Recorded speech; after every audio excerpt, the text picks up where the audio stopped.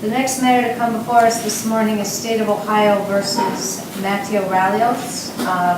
Again, the appellant has waived oral argument. State has 15 minutes to do with as it chooses. We've read the briefs and we're ready to you are, Mr. Burns. Thank you, Your Honor. Again, because I know we're recording these now, my name is Matthew Kern, and on behalf of Dean Holman, the Medina County Prosecuting Attorney, I represent the State of Ohio in this matter. Mr. Ralios presents a single assignment of error, and that is that his plea of guilty was not done knowingly, intelligently, and voluntarily in violation of Criminal Rule 11. Now, it's important to note here that Mr. Ralios is not asserting any kind of constitutional deficiency with respect to his plea under 11C2C. Because it's not a constitutional challenge, this court's review is for substantial compliance under Vaney and State v. Nero. Now, the only issue he identifies why his plea was not knowingly, intelligently, or more particularly voluntarily made is he claims that the trial court did not advise him or inform him that he would have a mandatory prison sentence as part of the resolution of this case. The record belies that claim.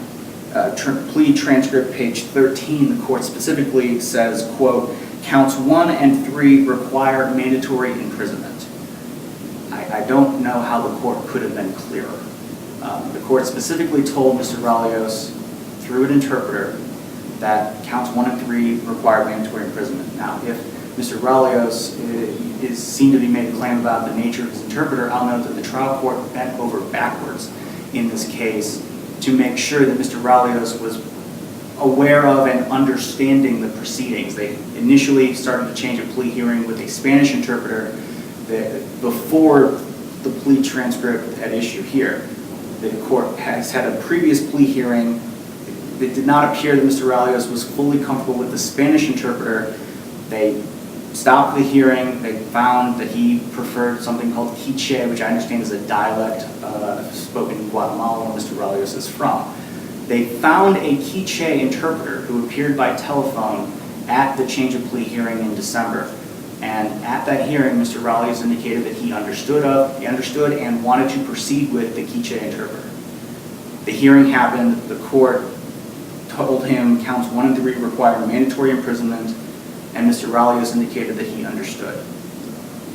From the record, from the trial court's actions making sure that he understood the proceedings, it is abundantly clear in this case that Mr. Ralios entered his plea knowingly, intelligently, and voluntarily. He understood what he was doing. He understood the nature of the charges. He understood that he was entering a complete admission to his guilt.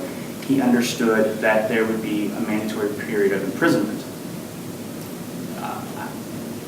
I fail to understand in what way the trial court erred or in what way Mr. Ralios' plea was not knowingly, intelligently, or voluntarily entered. If the court has more particular questions, I'd be happy to expound, but as far as I understand, that is Mr. Ralios' claim, and I believe that it's completely answered by the record.